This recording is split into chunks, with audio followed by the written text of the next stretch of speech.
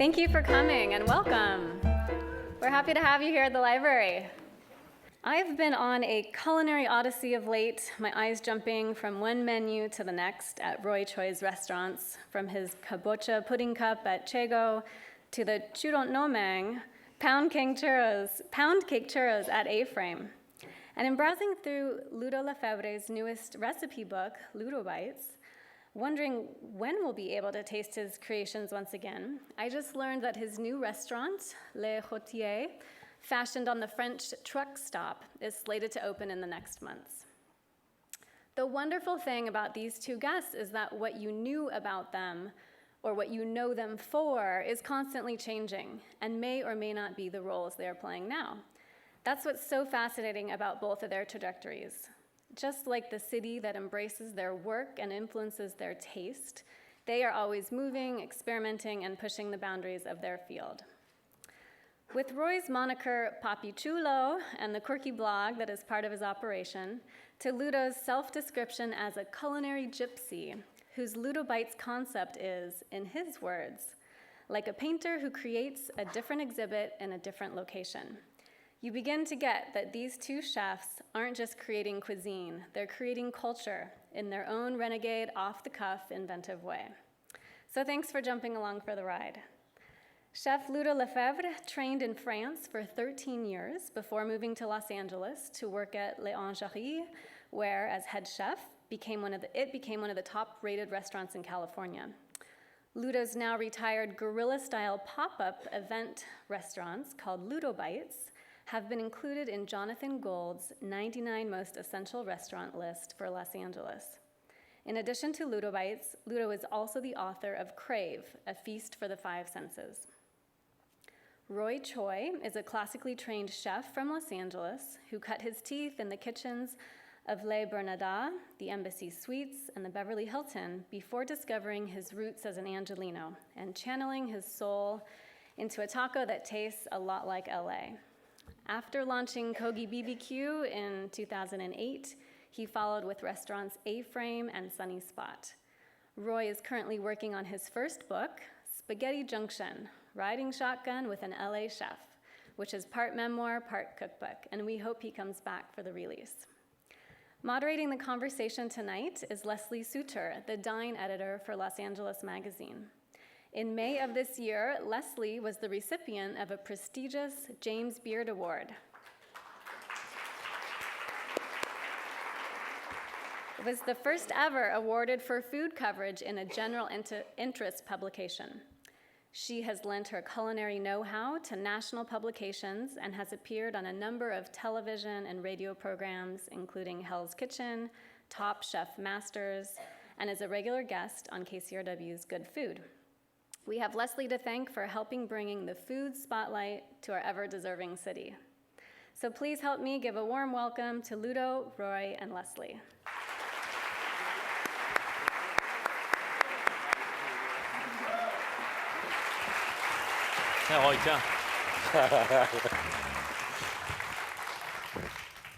Hello.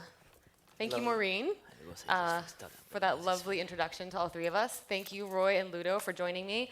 And I want to thank the Library Foundation and the Los Angeles Public Library System for having us here today. It's a treat to be in the library tonight. And actually, tonight is a special night. It's the first night of the extended hours of the Public Library System. They're open till 8 p.m. Hooray! So we can now be doing all of our bookish activities later than usual, which is exciting. But we are here today to talk about dining in Los Angeles. And I think the conversation that we're going to have tonight is going to be a lot different than if we'd had this conversation 5 years ago, maybe even 2 years ago. I can relate this to myself. I am the dining editor of Los Angeles Magazine. That's my job. And when I took the job in 2007, when it was explained to me, it was rather simply, your job is to go to lovely fancy restaurants and write what you think about them. And it seemed rather straightforward. And I found out very quickly, and I've learned over the last 5 years, that I have done very little of that and a lot more driving around the city, searching out food trucks and scouring Twitter for where the next one-night pop-up extravaganza was going to be. It was a lot more sort of guerrilla restaurant eating than my job was explained to me, which made my job a lot more exciting, but actually a lot more difficult. So thank you to both of you for making that a lot harder. But I will say it's a very exciting time in Los Angeles eating. I think it's what's going on right now in dining is so different. The white tablecloth is, you can't even find it. You're much more likely to have one of your best meals standing on a street corner or in some sort of deli after hours at a pop-up than you're gonna find sitting down at a restaurant. And it's a really interesting time. And I think it's no coincidence that at the same time that we've been doing such sort of outside the box eating, that this is the same time that the rest of the world is starting to really pay attention to Los Angeles food. I think as soon as we stopped paying attention to what everyone else said we should be doing and started doing our own things, once Roy said, screw it, I'm gonna put my food in a truck and take it to the people on the streets, and once Ludo said, I'm gonna be a gypsy and just go to restaurants where they'll have me for a couple weeks and then move on to the next spot, I think once we really accepted our sort of anti-conformist attitudes here in LA, that's, I think, what's been getting the city a lot of respect when it comes to food. So, but saying that and shunning sort of the conventional restaurant space, both of these guys, both of you, as Maureen announced, came out of the conventional restaurant world. Roy, you came out of Le Bernardin and at hotel restaurants across the country. Ludo at L'Orangerie and Bastide, obviously haute fine dining cuisine. So I guess that's where I want to start the conversation, is asking a bit about how it is that two guys who came out of the conventional restaurant world came to be the iconic figures of anti-establishment guerrilla cooking in the city, because it's an interesting trajectory. I think I'll start just with Roy, just because you're sitting closest to me this evening. Thank you. I don't fight, I promise.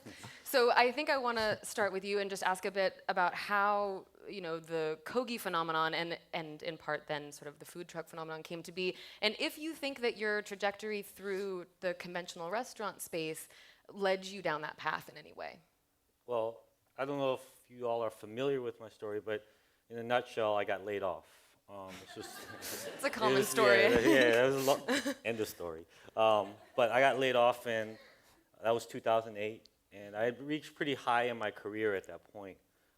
Running huge kitchens and hotels, and shouldering a really big salary and all of these things, and then it was over, and then I was, I would have gone back into the regular restaurant world or the hotel world, but no one wanted to hire me, and so because no one wanted to hire me, I think what happened to me is I started to evolve and change as a person, and I started to send off maybe a different energy and a different understanding of what I was absorbing and what I was transforming into.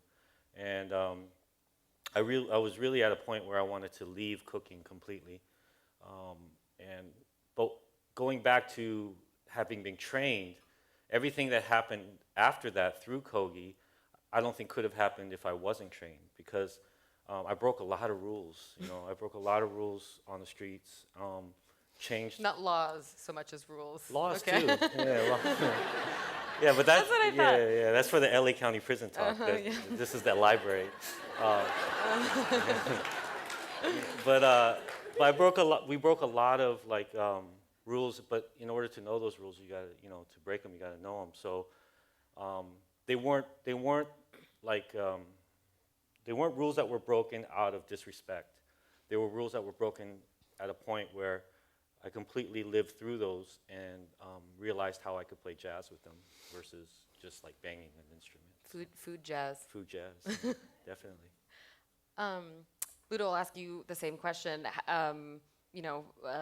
Bastide, L'Orangerie, those were sort of the pinnacle, and after that, a high-profile Las Vegas restaurant as well, and then immediately into an after-hours thing at a bakery serving really, high, radical, experimental gastronomy. So how did your path take you to that? I mean, look, I work all my life. I work in fancy restaurant, and in France after L'Orangerie, Bastide, I did not get fired from Bastille, but almost. See, me too. You know, I'm seeing a theme pop up I here. left just before to get fired, and I That's feel the it. key. Yeah. That's the key, chef. But You don't. I need to learn. you You know, get the unemployment that way. and after I get a big opportunity to go to Las Vegas, and actually Chef Roy, yeah, you make a big money. It's crazy. And so I went over there. I learned a lot about management and manage a kitchen with 50 cooks doing 800 covers a night. Wow. It was a good experience, but it was not for me. And I realized money is not just about money. So I quit my job over there just before I get fired again, because I'm smart. Right. And I don't wait for that, chef. And Taking notes. and I came back to LA. I said to Chrissy, my wife, I said, what I'm going to do now? Just what I'm going to do. I mean, I want to open my restaurant, of course. And I think I was ready. After my experience in Las Vegas with managing and all these things, computer, money, food costs. And but I realized, guys, you know what? At that time in 2009, it was very, very difficult to find a restaurant. Yeah. Everything is so expensive. Landlords are crazy. Well, and if I we mean, all to buy a remember- business, to buy a restaurant, it costs you a fortune. Yes, I have an investor. I can have $3 million if I want tomorrow or 3 years ago. But I never forgot, it's a business and I need to pay back my investor. And also, I was not interested at that time to do an expensive restaurant. I was just tired to work in a fancy restaurant, feeling the white jacket, the talk, and I feel like in the straight jacket. Like just cooking for myself, my ego, and food critic. I don't want to do that anymore. I say, you know what? Fuck it. I'm going to, no, but I'm going to do what? Sorry. I'm going to, no, I want to do a restaurant where everybody can come to the restaurant, eat my food, and also do a restaurant for my friend and to have fun. I was burned. I was burned of the critic. I was burned of the critic. I was burned of the people who's complaining about everything. No, it's guys, it's hard for a chef. I know I do mistake. I'm not perfect. I do mistake, and I still do mistake. But I just don't want this pressure anymore. I want people leave me alone. No, seriously. No, but guys, it's hard, it's hard. I do mistake, I know that, At Bastille, I did a lot of mistake. I tried to do some new technique, new food, and nobody get it. Nobody get it. The LA time don't get it. And I will say there was definitely new food So at LudoBites. after, I was looking for a restaurant, and I realized it was cost a fortune. It's very difficult. And I said to Chrissy, you know what, I need to cook until I find something.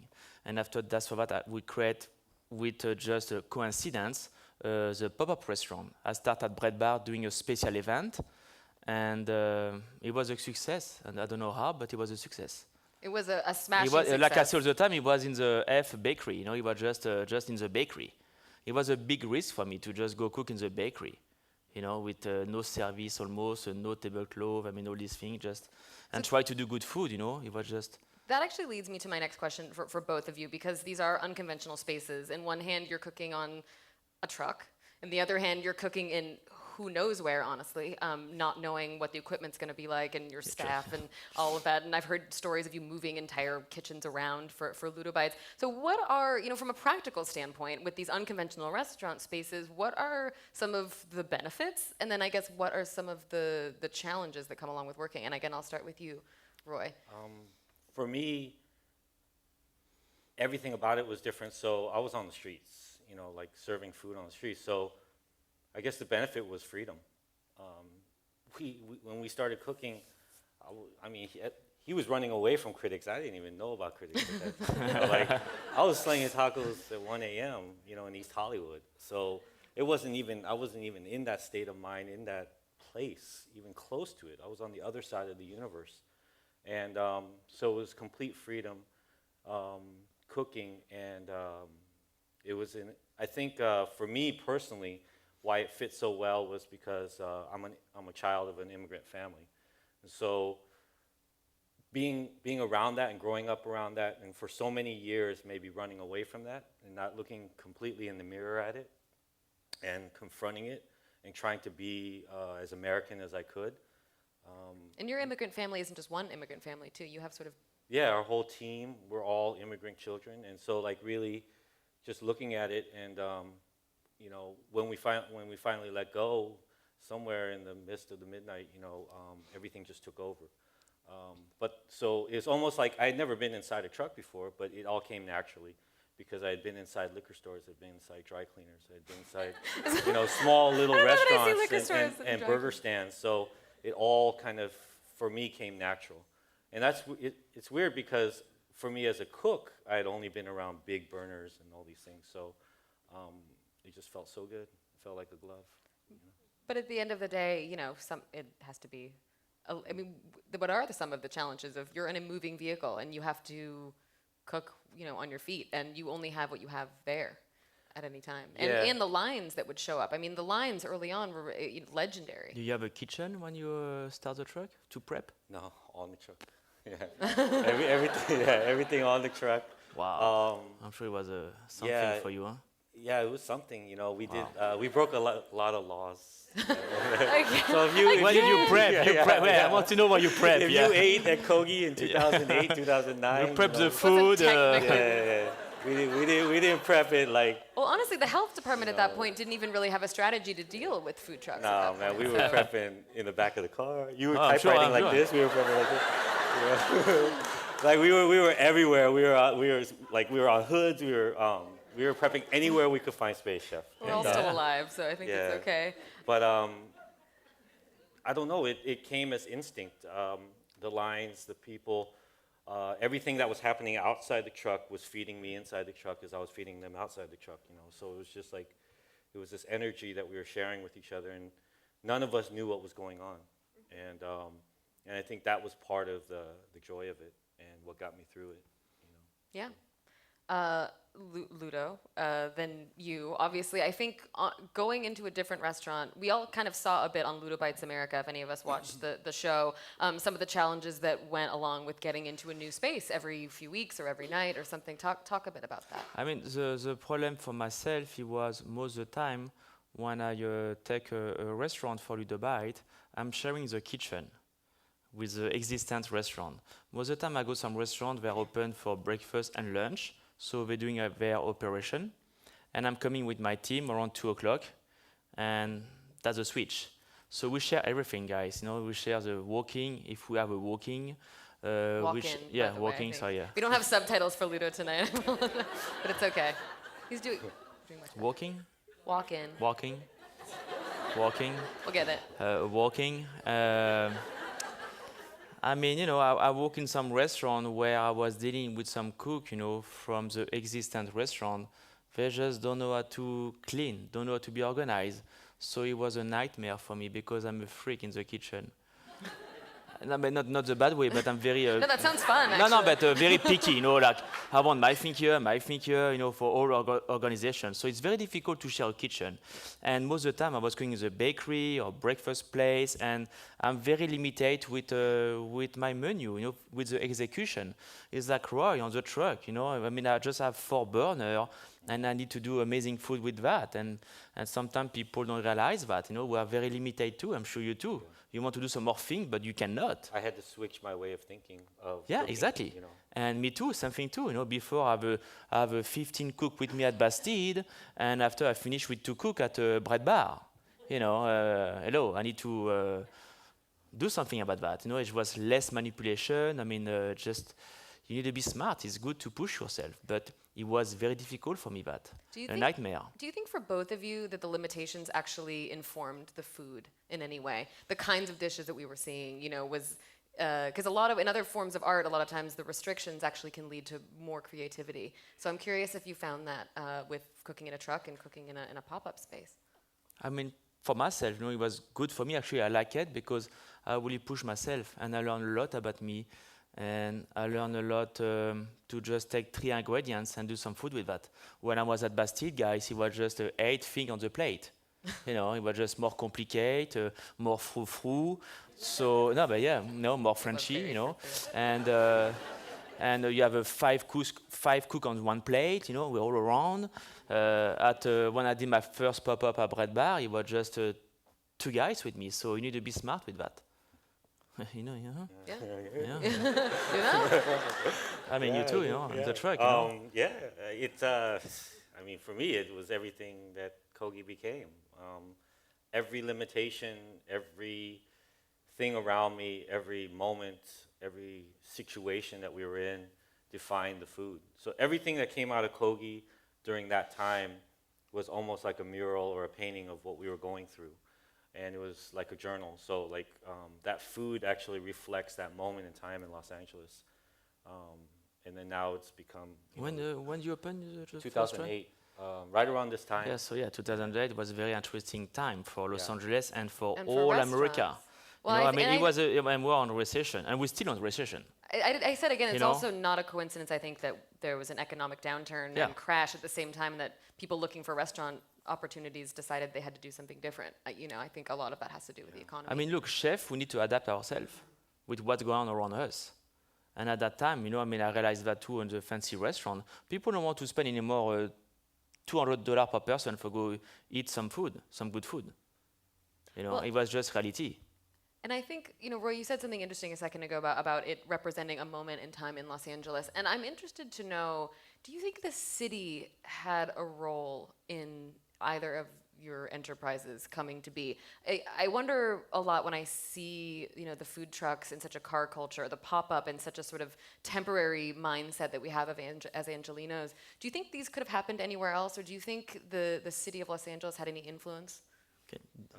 For Please, me, yeah, it couldn't have happened anywhere else except Los Angeles. I mean, there was street food going on in Austin and Portland. At MIT, I think they had a lot of trucks. Chicago had their prepackaged trucks. There's street food and trucks throughout America going on, but this culture of not only before the gourmet food truck thing happened, but when we were starting to go out there, is because I don't know, in LA, it's still kind of like the Wild West, like we can still get away with stuff. It's like we don't have to start the top down all the time here in LA. Where I just got back from New York, it's like it would be unheard of in New York to like start something, almost in like a flash mob type of way and then just let it develop into part of your life.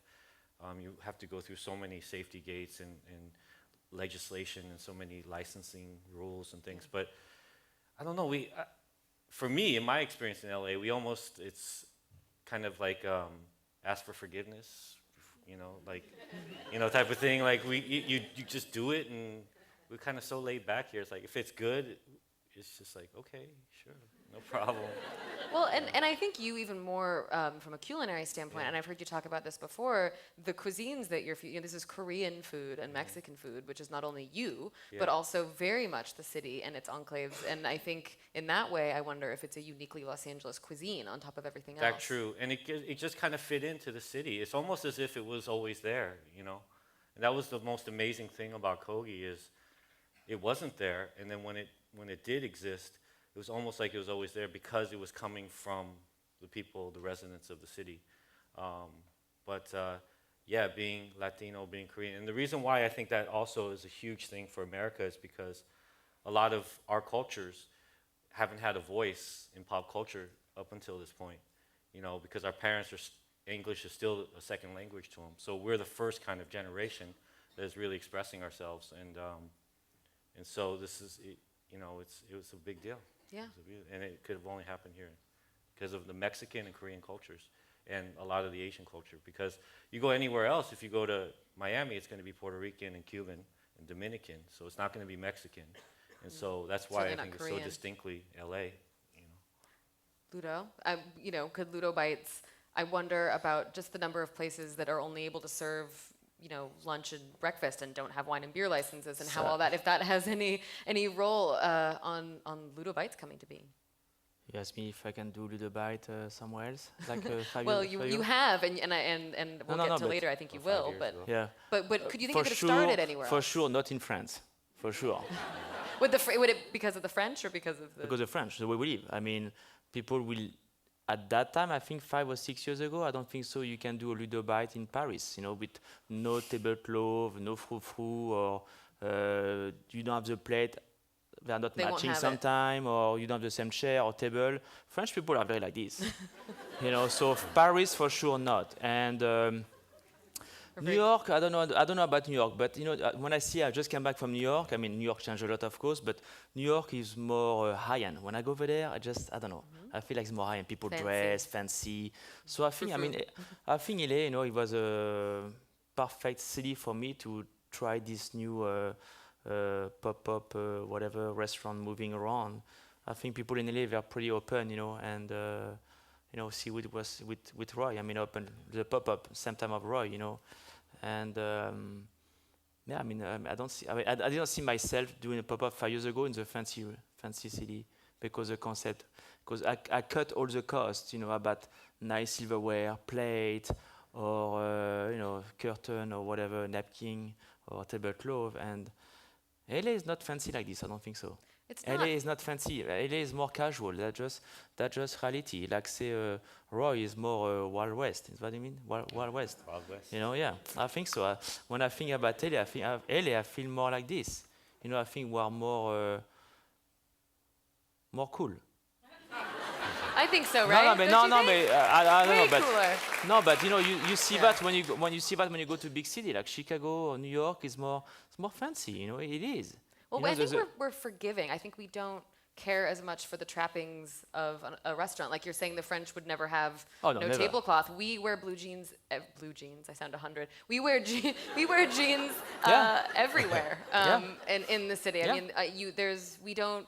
And I think it says a lot. People didn't give Angelenos a lot of credit for our respect of food. They thought it was all about the scene. And I think that we've Yeah. proved recently that we could care less about where we're eating. We'll eat on a curb, but as long as the food is interesting. So, and in that, I'm curious, since we're talking about how how Angelenos feel about restaurants. One of the criticisms I've heard of both pop-ups and trucks is that it hurts the conventional LA restaurant industry. Angelenos kind of have a bad habit of only caring about what's new and exciting and hot, and pop-ups are great for that. We can go to a place for 2 weeks and then forget about it and try again, and trucks are a similar enterprise where it's very sort of transient. And I'm curious we're reached a point where now there are trucks everywhere. And there's sort of a critical mass, and you've spawned a zillion pop-ups. I can't even keep up anymore. So I'm curious, how do you think this has done for the conventional restaurant industry in the city? Has it hurt it, or do you think it's going to eventually come back and bolster the industry? You go first. Either whoever wants to reach No, out on that you're one the chef, first. You say who's going first. Yeah. Okay. Oh well. I'm the chef, he said. Yeah. The chief in the conventional The restaurant. chief, Okay, sorry, the actually, chief. Ludo, I know you have. I've heard you talk about this before, just with pop-ups. So I'm curious to. With the what? With The- pop-ups, I've heard you talk a bit about there being maybe too many. I mean now, the pop-up thing, the pop-up scene, it's a lot of pop-up everywhere. Everybody's doing pop-up now. Yeah, it is. People pop up everywhere. It's true. Right now, something is Yeah. popping up right now. But look, I think it's great. I think it's great. I mean, people are very creative. I mean, they want to cook, but at the end of the day, a pop-up needs to be good too. I mean, it's. Yeah, but I don't know what the definition for pop-up, because I don't consider myself like a pop-up. I'm more like a restaurateur. I don't know who's called me a pop-up, but everybody. It But wasn't no, me, it's I true, swear. because people don't realize, guys. But when I do a pop-up, I mean, I hire my staff, I pay my staff, I pay my supplier, I pay a rent to the owner of the restaurant. I have a payroll company, I have an insurance. I mean, I operate like a real restaurant. I pay my tax, everything, guys. And people don't realize that. It's a business.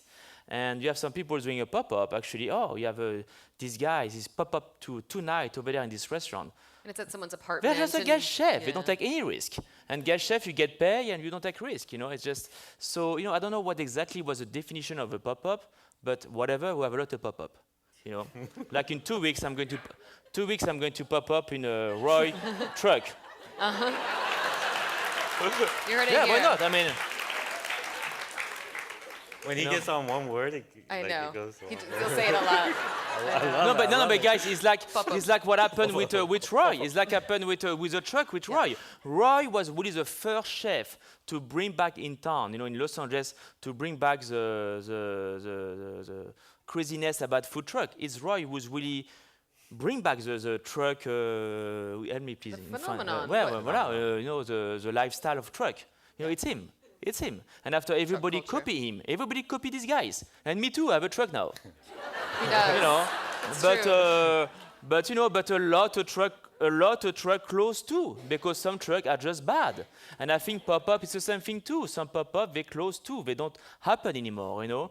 And I don't think so truck or pop-up is going to affect restaurant. If you're good, you're good, you know. That's it. What do you think? I mean, what do you think about our talent? You know, we've got all these great chefs, and instead of kind of working in a kitchen and starting out and going, you know, working an apprenticeship or a sous You mean chef. the chef who's get fired and do a pop-up after? Yes, we won't name names, but I know who we're talking about. So there's some chefs out there, and you know, I wonder if we're losing our, you know, these young egos see TV chefs and they say, you know, I don't need to serve the time. I just want to go and open my pop-up and get famous that way, and I don't ever have to, you know, put in the time. And I'm curious if we're losing talent that way, if you think, through this being so popular. Well, I had a couple kids come to me and looking for advice because they're coming out of culinary school and things like that. The main thing I asked them was like, there's a difference between being a restaurateur and being a chef. Like if you want to be a chef, there's no shortcut. You know, you have to learn the craft. But that doesn't mean you can't be a successful restaurateur. You could open a bun shop or like a roasted pork shop, and like there could be masses out there. You could win a TV show on Food Network and do all these things and be popular. But that doesn't make you a chef. So it really comes down to the craft itself still remains and exists. But the craft of being a chef doesn't always necessarily equate into becoming successful, you know, as far as like being popular and making money. So I don't know if I'm making sense here, but that's a huge difference. But you can be a chef and a restaurateur, but you can't be just a restaurateur and think you're a chef. Absolutely. So, yeah, so to answer your question, I don't think we're losing. There's still talented fucking people out there. Young guys, you know, pushing mise en place, you know, tight, just really aggressive, competitive, extremely like thorough and knowledgeable. But there are a lot of schmucks out there too. Yes. Yeah, but the few in this very audience. you know, No, the thing, Lesley, is I feel sometimes the definition of chef. Nobody knows what is a chef exactly. What is a chef? The chief. A chef, a chief, or chief. It's somebody who would manage. It's like the army. You have the colonel, and you have all these guys, you know. And a chef is to teach how you cook, how to cook. And you have so many chefs. They come to see a sous chef or whatever. They come to see me. Oh, Ludo, I want to be your sous chef. Okay, fine. What's your experience? I just finished school. I mean, they have no experience, nothing. You know, they don't realize a chef. You know, it's managing it, teaching your cook. I mean, it's you need to know a lot about food. I mean, I'm a chef. I'm always sometimes scared to have a new cook in my kitchen because I hope I'm good enough to teach him. It's a lot of pressure, and so we have some people doing a pop-up, and you know, they're not chef at all. You know, they're just line cook somewhere. I mean, I'm happy for them, good, but at the end of the day, I mean, You need training. Training. You know, people are not patient, and Yeah, neither of you came out of nowhere. You know, like as we said, your resumes are long and exciting. I cooked for Both of 26 you. years. You know, I'm still scared to go every day in the kitchen to do mistake.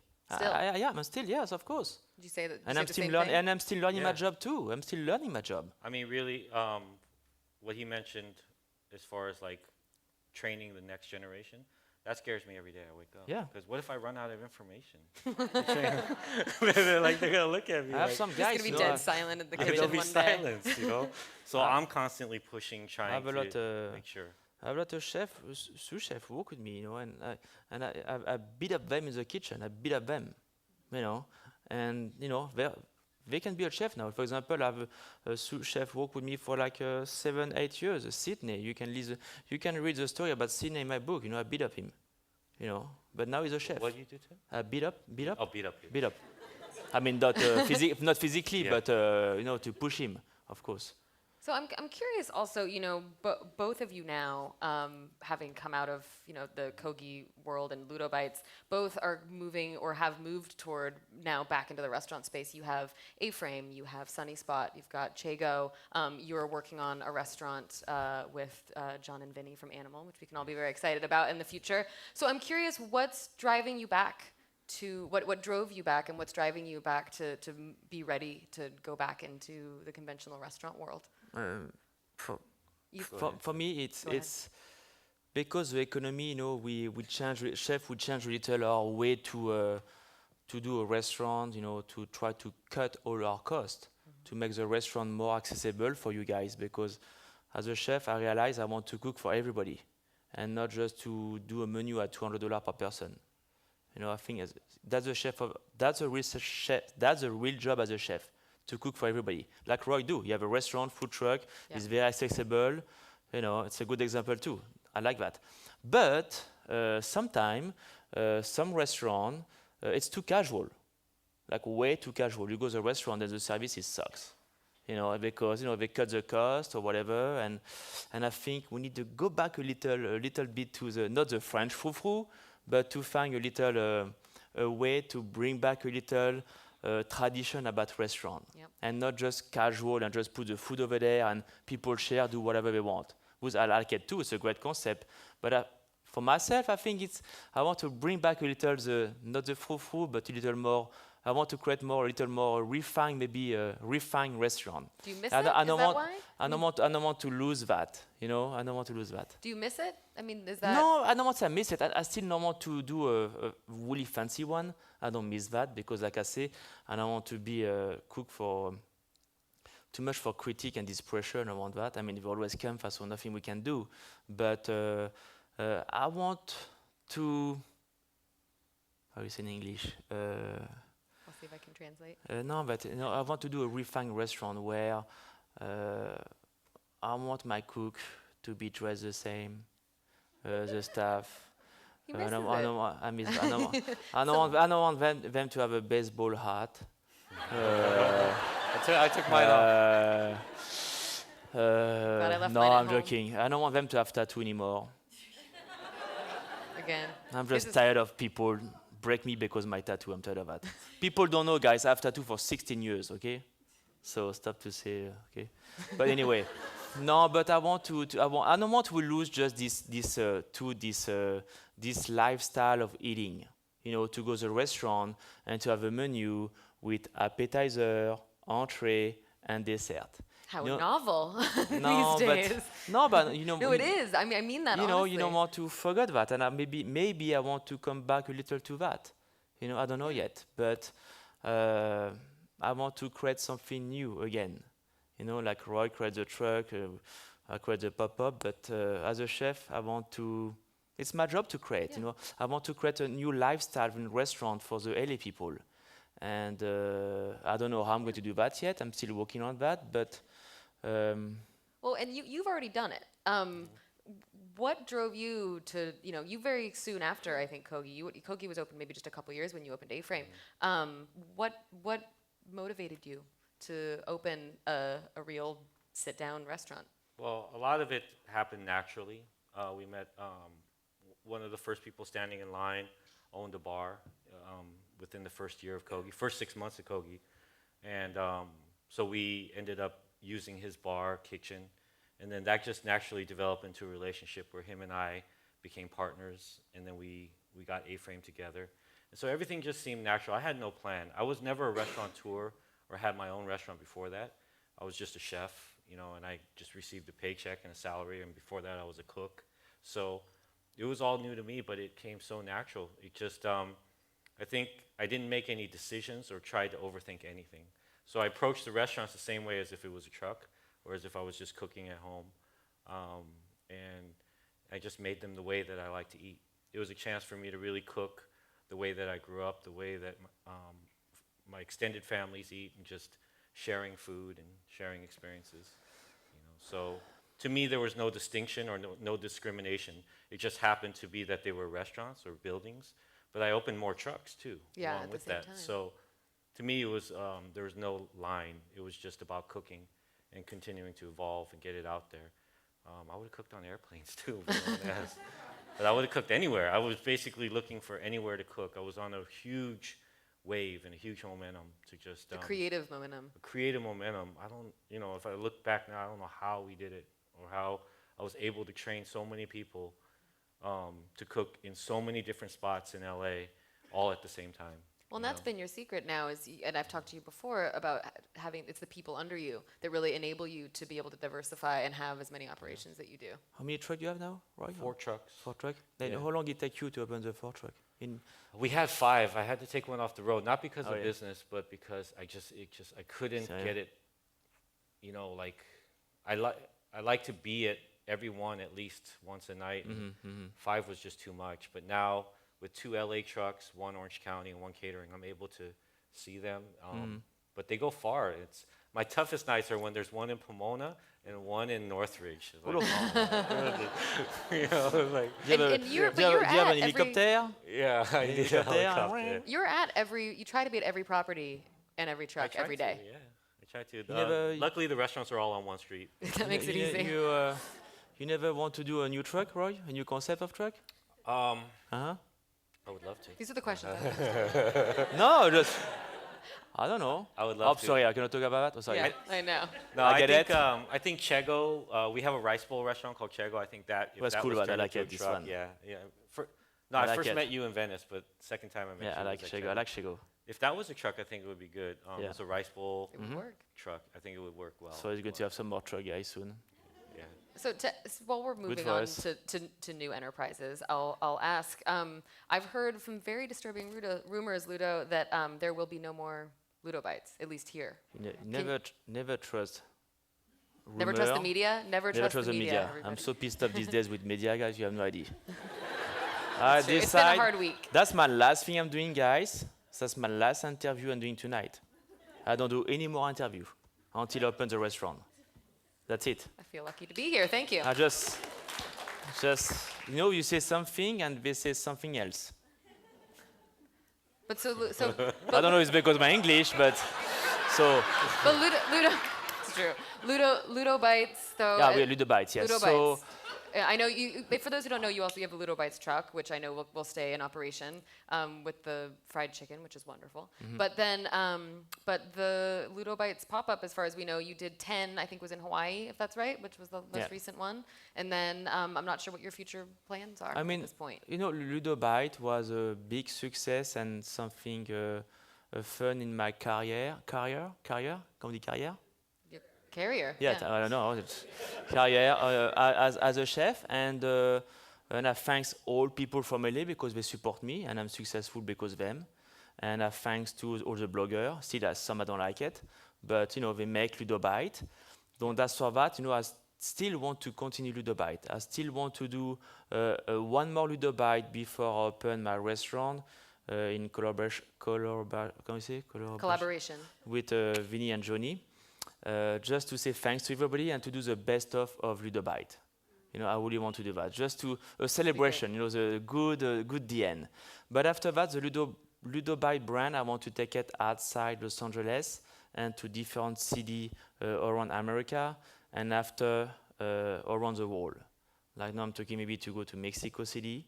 Wow. And I would love maybe to do a LudoBite in San Francisco. I went over there last week and it looked like maybe I'm going to do one over there. You always come back though, right? Yeah, of course. And don't forget where I'm from. I'm from Burgundy and LA. I like that. In that order. I have a tattoo of Los Angeles, guys, okay? But but LudoBite, I still want to do LudoBite. Of course, I think it's a fun concept. And like say, Roy, with the truck, I have a freedom. I do what I want. It's like, I change location, I change the menu, I do what I want. I have no rule. I love it. That's what I like. And the chef is nothing more priceless to have your freedom, guys. For us and for you too, like this, we are creative. It really opens us to be like something different. I think, for myself, I love it. Yeah. Huh? Seriously. I'm so scared to open a restaurant and to be stuck with the same concept all the time. It'd be so boring.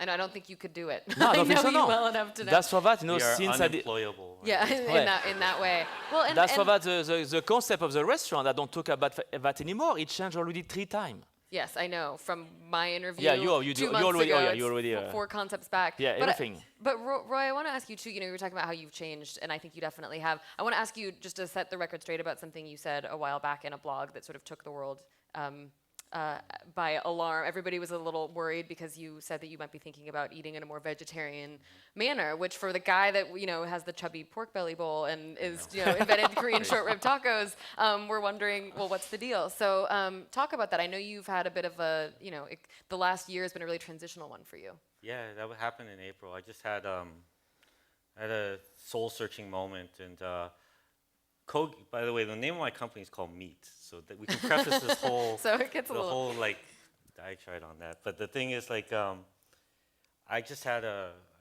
reached a point where, you know, I had a nervous fucking breakdown. I had a nervous breakdown. I looked at everything. I was like, what the hell am I doing? You know, I'm feeding all of these people, and then all the people that I hang out with and that I grew up around, a lot of kids that I know, are eating like processed meats, you know, fast food daily, you know, frozen sliders from 7-Eleven, you know, like Those are pretty good, day in, day out. Not for a snack and not for a joke and not for fun.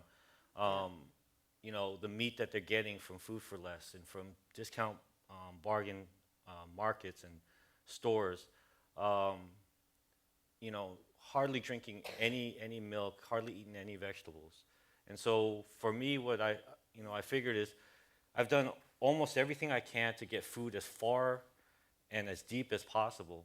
And there's still so many places to go and so many things to do. So when I thought of that, I thought maybe, you know, I got this meat shit on lock. You know, like I can do it, I can close my eyes, I can cook whatever I want with meat. So maybe if I start eating less meat and start really focusing my energies on vegetables, then from there, you know, Gandhi said that, you know, if you're gonna start change, you do it with yourself first. So I figured if I could change, and then, you know, maybe I'll find a new flavor. All right. Quickly, because I wanna move on to another little surprise that I have for both of you, but I just want to ask sort of quickly, where do you think this trend is going? I mean, do you think, are we done? Have we seen it? Or are we ready to sort of bounce back to where you guys are both going? Let me tell you something. Okay, all right. He's gonna tell us. Something I agree with Roy, definitely, is I think chef now, we need to be a little more responsible about what we feed to our customer. Yes, meat is good, fat is good. Yeah, pork belly, breast, whatever. But I think it's time for to stop a little that, and I agree with Roy, to maybe a little more vegetable and a little bit more responsible about what we eat too. You know, it's. I mean, I'm a little overweight sometimes to see all the menus sometimes the same in Los Angeles. It look like you know, food is a trend. Definitely, don't get me wrong. So I really respect Roy, you know, to try to eat, lamb, exactly, beef, whatever, yeah, you know, all the it's easy to cook that. I mean, I don't say easy, chef. I'm sorry, but No, but like you you know, said about, you take the pork belly, you cook it for 12 hours. Why? It's good. yeah, But take a carrot, make something beautiful, chef. Carrot. yeah, try to make a meat carrots. No, exactly. You know, I mean, No, cook the carrot maybe like a meat, you know, like a steak. I don't know, but I really understand what Roy is saying, you know, and the trend. I think for me, the way I see the food, it's more healthy. Yep. Healthy. What's going to be very difficult for me as a French chef, cream butter. Yeah, I know. So I'm going to do like you know, Yeah. no more butter the morning, no more cream. I'm going to say that now at the house, okay, Chrissy? No more butter the morning. I'm saying whatever. No, but I think miserable. I think it's you know, I mean, I think we need to be responsible too, you know, chef, and try to teach people maybe, you know, to give them some more excitement with different things. And like Sarah, you know, try to. I'm not going to be a vegetarian for sure, but at least but you know what? But you know what? But I realized when I cut to eat meat, you know, for like 4 or 5 days, I try to do that sometimes. I feel much better. Yeah. It's like when I don't drink alcohol, same thing too. Let's not go that far. What was your question? The question was just where do you think Where do you think this is gonna the go? trend is going? You know, he was speaking Healthy. very ingredient based, but you know, are we ready? Where are food trucks going? Do you think there's going to be another evolution? Is there a next step, or do we think we're kind of where we are and there's going to be is there a next thing that's going to be? He told you like 10 minutes ago. Airplane. Airplane. Yeah, private jet. They want to do an Private jet airplane. food. Very few of us are He's going going to to do sample that. he's going to do an airplane somewhere in the airport. This one. I know Submarine. that. I said SpaceX earlier. Yeah, Will that's it be the something new. next- Trust me, the shuttle is come back for something. Yeah. yeah. This guy is Very he's good. smart. This one, trust me, he's smart. I think I was thinking about that. I had no idea what you were going to ask, but I figured something would be how do you feel about the current state of, you know, food and street food and trucks and stuff. And I just finished his book, and I was thinking about like what he did and I did Did you with understand? my team. Yeah, I understood. What we Comme did English, même English. concurrently in 2007, 2008 together, and how radical that was, and then thinking about where it's at now. Um, what I'm afraid of is that it becomes like Banana Republic, you know, like where these ideas and these thoughts and this energy ends up being copied and pacified and then turned into something that no longer has kind of Soul. a connection or a soul back to where it was. But on the other side, I think we have to go through that. The thing about street food is that I don't know if we can put, you know, like a death ticket on it, because there's a lot of mediocre stuff out there, but we have to go through that because we're so early in the evolution of it. You know, it existed within every immigrant community that came to America through Ellis Island and also through San Pedro, you know, and it came all the way through. But the thing is, in this new movement now, we're too young into it to give up on it. And so I hope it evolves. I hope that we can narrow it down to where it can be passed on. There'll be more chefs involved. We can stop going for the gimmick and the bells and whistles and start really focusing. I don't know if any of you have been out to Southeast Asia, to Vietnam or Thailand, or, you know, like to just really focus on food where you can really have just one thing and have that one thing delicious. Be done well. And be done well and passed on. So, Ah, yes. Well, There's talking I'm doing a crepe restaurant. a crepe Yeah. creperie. Just crepe. I'd One go. thing. that would be awesome. Doing that. I think at this point we should open it up to a few minutes of Q&A. We're going to do some questions from the audience for both Ludo. Don't ask him about l'orangerie or cocktails though, because he gets a little cranky when that happens. Sure, yes. Two questions for both of you. La Can vache. you recommend a restaurant where you like to eat now in LA? And where would you go, not what would you have, but what restaurant would you go to for your last meal? So, I mean, for me, I will go to Chego for my fun.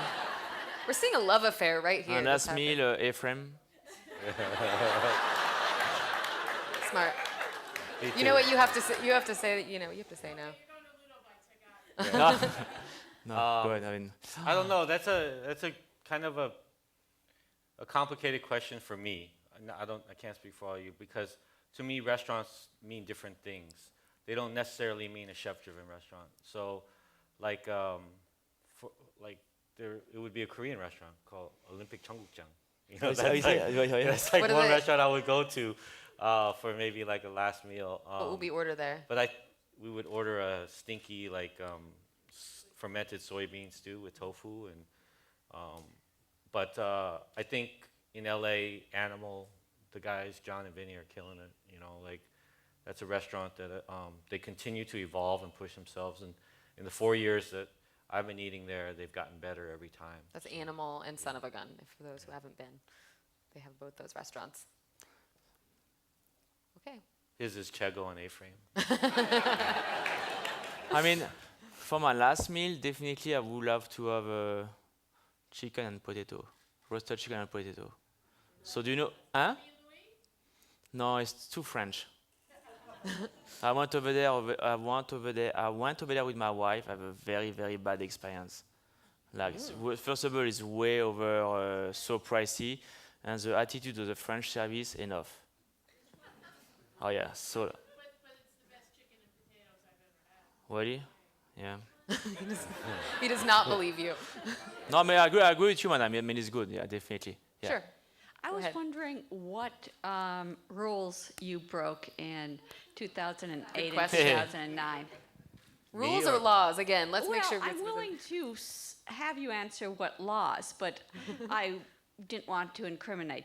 Have Alright, you sorry. incriminate Right. yourself? There's so a what statute of rules? limitations, I think that's already done. But for me, the rules were serving food that was usually marked up 3 times. That's marked up only very little. So food that where the food cost was almost as high as the cost of the item itself. So we were making no profit off anything we were selling. And so that's a huge rule breaker because the restaurant business, you're supposed to have a Huge markup. 28 to 32% food costs. And then even with that, they're not trying to stifle, like get you, but there's labor, there's X factors, all these X costs, there's all these things in there. Whereas most restaurants only make about 15% profit anyway. So there's really not that much fat. Yeah, not making money is probably breaking the Yeah. first rule of the restaurant business. That I was a think. big thing. Serving the food, really serving the food on street corners where we had no licenses, and going to cities and parking in parking lots and going in cities where we would just populate the parking lot. And it was probably a fire hazard. Do you fight with people sometimes? No, never no f- argument never with. f- No, yeah. I don't know, but Oh, with the argument. officials. Yeah, I don't know. I mean, just. But we were we had our head down and we were extremely focused in what we were doing. And so I think even though we were breaking rules, the food just took over, It made everyone forget for a minute, But mainly it's breaking the structure of the restaurant was the biggest rule, I think, that happened was not having a host, not having a place to call. Even on our website, we didn't have a phone number to call to. You had to find us. We didn't have we didn't cater to your desires. We just gave you what we had, and so there was a lot of that. Was that the same for you, Ludo? Similar rules that you broke, sort of in that way? I'd say the fact that you were not even in a conventional restaurant space. I'm an honest guy. I'm very honest. I don't break any rule. You look in those eyes, you almost believe him. No, but I don't think so, no.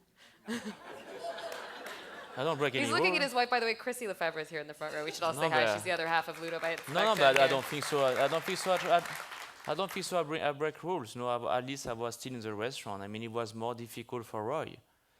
I know how it's difficult to manage a truck too. Yeah. I have a truck too, because him. He did it. He broke all the rules for you. Sure, let's go over here. Was there an effect of the social media on the trucks and on the pop-ups? Yeah, it's now Twitter and Facebook and Pinterest and Tumblr, all those things, and just even plain old-fashioned texting. I mean, it's a huge impact on the restaurant business right now. I think it couldn't have been Like done without this, yeah, Twitter. I mean, Couldn't Look, have been I'm- done without yeah. Twitter. Yeah, I and it's mean- because it's part of now the culture. I think for myself, I think LudoBite will not be successful or exist with not Twitter or all the media. And the bloggers And especially. the blogger, definitely for us, for LudoBite, I will say the blogger made LudoBite. Because when we open LudoBite, we don't have any public relation. We just open like this the last minute, so we don't have time to do any marketing. So many times I try to get an article from the Los Angeles magazine. I call Lesley. She always say no. I'll tell you, this was the hardest part All of the my time, job. guys. As a All monthly, the time. As a monthly, you just couldn't cover it. It was so difficult for me because by the time we knew about it, it was gone. So, sir, just so you know, yes, That's why. that's great. Yep. Because the magazine, they don't follow us. Yeah, don't. the ground game is too fast for a monthly. Yeah, yeah. With Twitter and. As I said, it made everything my going on. job difficult. That was what I Yeah. said in the intro. Yeah. Yes. Okay, great. Yes. Thinking about the Los Angeles market, do you feel that there are any cultural cuisines that are missing here? Is there a space yes. that could, what in particular? French. I mean, where's the French guys? I mean, yeah, we have some great chefs, like Walter has got to open a. Walter Yeah. is not French, but he's doing a good, Walter amazing Mansky. French cuisine. And one, too, is Tony Esno, who's from Patina, was a great chef, too. But it's true, we don't have too many also, we don't have too many good French restaurants.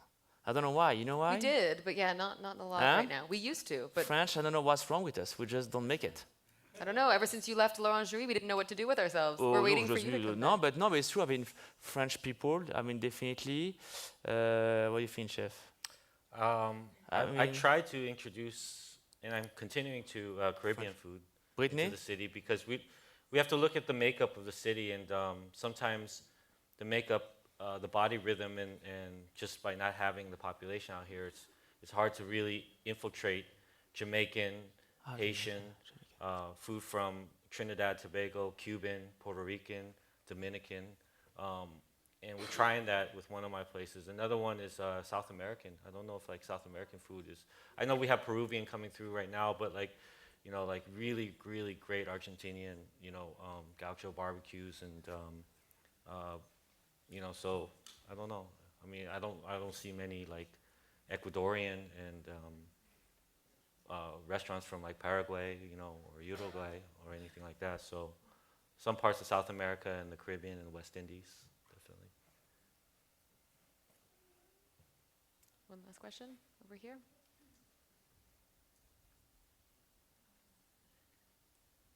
Hi, I was actually going to add to that and say, do you think that you answered that earlier when you said that it may be going healthier in your own personal interests, and actually Ludo, you said that as well, that maybe that might be that next movement that we all feel that maybe neighborhoods are missing in a fast food kind of way, but by missing health. So you asked me if Maybe Produce. that movement that, Yeah, that we were movement. asking about might go back to that question. Yeah. Are we moving away from meat? Are we okay, moving okay. toward more, you know, produce driven and food equality? So Do you think do you think healthier food, cooking healthier, could be part of the next wave of food? I would think is what she's definitely. I asking. mean, for myself, yes, I think that's the next thing. Cooking healthy. Yeah, make the food more light, still interesting, but like I say, you know, how to do, I don't know, bœuf bourguignon, but more lighter. You know, I mean, no, it's true, but you know, it's that. I mean, that's the way I see it. That's the way I want to do. It's to revisitate a lot classic French, but to around the world, but especially French because we are known for cream and butter. So I really want to make the French food more lighter. You don't know how I'm so sometimes tired of people say, "Oh, you're French." Yeah, I'm French. So you cooking very heavy, huh? I say, it's true. French food in the past was very heavy, but I want to revisit a lot of classic from my country, but make them more Los Angeles. Los Angeles, exactly. You know, like this morning, I was very surprised. I went to breakfast to a restaurant called Sycamore, and it's a Sycamore breakfast Kitchen? place, yeah. And I went over there. I see a croque madame on the menu. Yeah, I love croque madame. And so the sandwich came. Where's the bechamel sauce, you know? But they have this white sauce. It was liquid and very light. I don't know how they did that. It's delicious. It was delicious. But I think that's exactly that, you know? I think for me it's to revisit a lot of classic and make them a little more playful, fun, and healthy, you know? I'll never forget about a French chef. I know, sorry, I speak French, bad French people, but Michel Guérard, La Cuisine Minceur. He did that in the 70s. It was an amazing concept. And I think we need to go back to that a little bit. Voilà, madame. What do you think, Roy? Do you think, I know you personally have been working a lot toward food equality movements and making sure that people, like you said, know about produce. Do you think that'll move to becoming an actual trendy food wave? Yeah, I think we as generations have to just like take a step back and, you know, like I'll bring up Asian culture. We don't have many problems with obesity and unhealthy eating because we don't eat massive amounts of unproportioned, you know, meats and or vegetables. We don't overdose on things. Everything is, you know, in a dish you're only getting maybe 3 ounces of meat and then a lot of different vegetables and sauces. And so just eating more variety and not looking at things as healthy. I think that's the biggest mistake we're having. We're almost trying to fix things with like liquid paper, you know, like just instead of looking at it as healthy, just look at it as delicious and then just cook food and have more variety, you know, in it. So. Absolutely. No, I think, no. Yeah. And I think to the chef, you know, what we need to do, guys, it's to, madam, it's the food is to do teaching the kid how to cook and how to eat. I think we're all responsible here to just teach them how to respect the planet and eat the planet. Yeah. No, but it's Eat true. what comes from the But if we planet. don't respect the planet, what are we going to eat in 50 years? No, but it's true. It's true. Probably it's a lot true. of. And I think the next thing I want to do, guys, it's my new concept. No, just for... I'm going to open a kid restaurant. What? A kid. Kid I don't know if I restaurant, can that'd be believe fun. him anymore when he says these concepts. But why I'm not? I'll But you know believe it when I what? see it. Since No, I you should. since I have twins, I enjoy to cook He has for beautiful kids. twins. And as a chef, I realized, like I say, it's to cook for everybody. But all my life, I just cook for adult people. So why not to open a kid restaurant? Well, it will be the mess in the restaurant, trust me. But Yeah, I know. That'll be messy. but why not? But look, we take our kid to the restaurant, we eat what we eat. So why not us to take our kid to a kid restaurant and we eat like them too? You already make chicken nuggets, so we're perfect with that. You're already fine. But I think, I think you should talk about that in your magazine. Okay. That'll be it. You give me the exclusive, we'll be fine. It'll Thank be you the so whole the much. kids' food issue with Ludo Maybe one day Lefebvre. you're going to. I want to thank. I think we're out of time. I want to thank Ludo and Roy. Thank you guys so much. The Library Thank you, guys. Foundation. Thanks all of you. Thank you. Thank you so much for having us. Thank you to the Library Foundation and Aloud.